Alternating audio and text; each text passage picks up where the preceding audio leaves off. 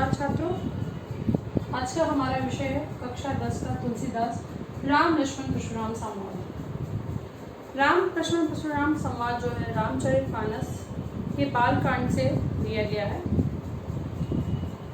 ये सीता के स्वयंवर के समय शिव के धनुष को भंग करने के बाद मुनि परशुराम क्रोधित होकर सभा में प्रस्तुत हुए और राम लक्ष्मण से उनके संवाद का वर्णन उनके समक्ष वो प्रस्तुत हुए। तो राम लक्ष्मण जो परशुराम संवाद है ये हमारे समक्ष प्रस्तुत किया जा रहा है। मुनि परशुराम को जब ये समाचार मिला कि शिव धनुष खंडित कर दिया गया है, वे बहुत क्रोधित हुए। उनके क्रोध को देखकर राम ने विनय पूर्वक पूछा कि हे मुनिवर, शिव जी के धनुष को तोड़ने वाला कोई आपका दास ही होगा। तो परशुराम जी कहते हैं कि जो दास होता है, जो सेवक होता है, उसका काम जो है अपने आराध्य की सेवा करना होता है, ना कि धनुष तोड़ना होता है। जिसने शिव जी परशुराम जी कहते हैं कि जिसने भी शिव जी का धनुष तोड़ा है वह सहस्त्र बाहु की तरह उनका शत्रु ही। सहस्त्र बाहु जो है, परशुराम जी ने सहस्त्र बाहु जो एक शक्तिशाली थे, उनकी बाहु को, उनके भुजाओं को काट दिया था।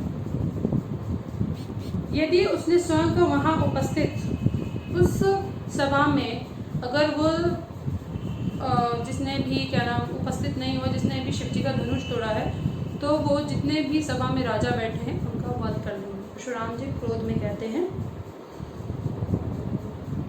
ये सुनकर लक्ष्मण ने कहा कि उन्होंने अपने लड़कपन में, अपने बालपन में अनेक धनुष तोड़े हैं। तब तो परशुराम ने उन्हें मना नहीं करा, तब तो उन्होंने कुछ कहा नहीं परशुराम। तो अब वो क्यों ऐसे कह रहे हैं? जो ये पुराना शिव जी का जो धनुष टूटा है, इस पे वो इतना क्रोधित क्यों हो रहे हैं?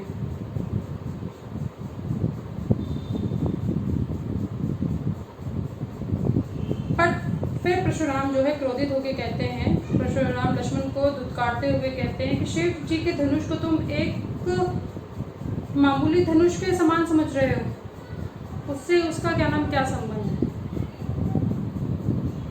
तो लक्ष्मण जो है हंसते हुए कहते हैं कि धनुष तो सारे एक जैसे ही होते हैं, पुराने धनुष को तोड़ने से क्या लाभ और क्या हानि। राम ने तो उस पुराने धनुष को बस छुआ ही मात्र था, मतलब स्पर्श मात्र से ही, राम के स्पर्श मात्र से ही शिव जी का धनुष तिनके की भांति टूट गया था। और गुस्से से भरे परशुराम ने कहा कि वे उसे बालक समझकर छोड़ दे रहे हैं, उनको बालक समझ के छोड़ दे रहे हैं, वरना तो वो उनको अपने फरसे, जो उनका हथियार था, परशुराम जी के हाथ में जो हथियार था उसका नाम फरसा था, वरना वो भी अपने फरसे से उनको मार के जाते।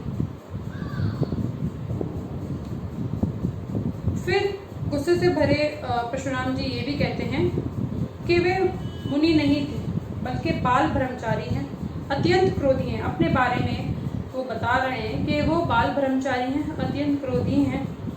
उन्होंने सब क्षत्रिय कुल, मतलब इस धरती पे से सब क्षत्रिय कुल का विनाश करके ये सारी धरती उन्होंने ब्राह्मणों को दान कर दी थी। और वो जो है क्षत्रिय कुल के शत्रु के रूप में वो प्रसिद्ध भी हैं कि वो क्षत्रिय कुल के शत्रु हैं।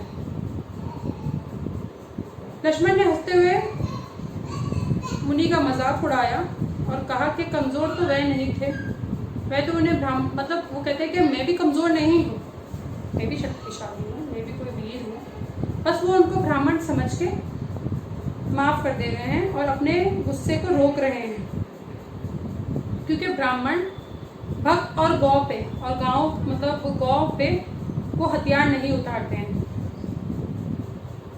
उनके कुल में उन पे वीरता नहीं दिखाई जाती है, उनका कुल इस मर्यादा को उल्लंघन नहीं करता है कि वो ब्राह्मण पे और गौ पे और किसी भी गाय पे अपनी वीरता दिखाएं।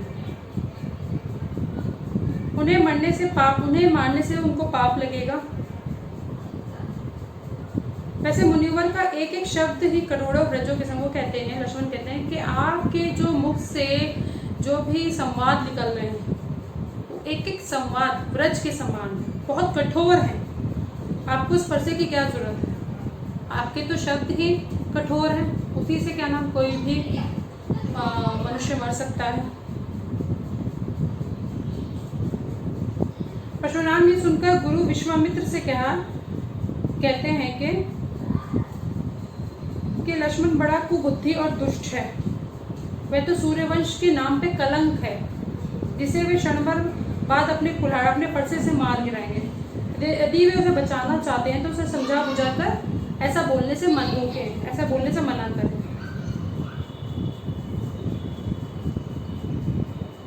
लक्ष्मण कहता है कि यदि परशुराम को अपने बारे में और भी कुछ कहना है तो वे कह ले। वैसे वे अपना यश पहले ही काफी बखान कर चुके हैं। शूरवीर तो अपना बल युद्ध में दिखाते हैं, अपना बल जो है, अपनी वीरता जो है, शूरवीर जो होते हैं वो अपना बल युद्ध भूमि में दिखाते हैं। वे व्यर्थ में डींगे नहीं मारते। परशुराम ये सुनकर गुस्से से भरकर अपना जो फरसा है वो हाथ में ले लेते हैं। तब विश्वामित्र उनसे कहा कि वे उसके अपराध की, मतलब लक्ष्मण के जो कटु शब्द है उसके अपराध की वो क्षमा मांगते हैं। बालकों को दोष और गुण साधुओं को माफ कर देना चाहिए। तब परशुराम ने एहसान जताते हुए कहा कि वे विश्वामित्र के शील के कारण लक्ष्मण को बिना मारे छोड़ रहे हैं। परशुराम जी कहते हैं विश्वामित्र से कि वो उनके शील स्वभाव के कारण लक्ष्मण को छोड़ दे रहे हैं, वरना तो अभी तक वो अपने फरसे से उनको मार गिराते थे।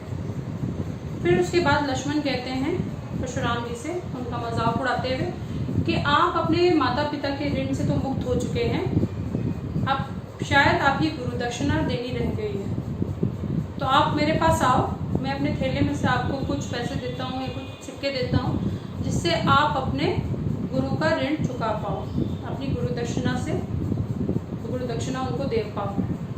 ये सुनकर परशुराम फिर से बहुत ज़्यादा क्रोधित हो जाते हैं और बस अपना फरसा उठा के लक्ष्मण को मारने ही लगते हैं कि सारी सभा में हाहाकार मच जाता है। उसी समय श्री राम जी भी आते हैं और अपने शील संवादों से परशुराम का क्रोध शांत करते हैं। लक्ष्मण के जो व्यंग थे उससे परशुराम का जो क्रोध था वो ज़्यादा बढ़ गया था और उसको शांत करने के लिए श्री राम जी को भी बीच में आना पड़ा। इस पाठ में छात्रों आप जो है राम लक्ष्मण परशुराम संवाद पढ़ेंगे। जब सीता जी का स्वयंवर हो रहा था उस समय का ये दृश्य है। आशा करती हूँ कि आपको ये भावार्थ पसंद आएगा। नमस्कार।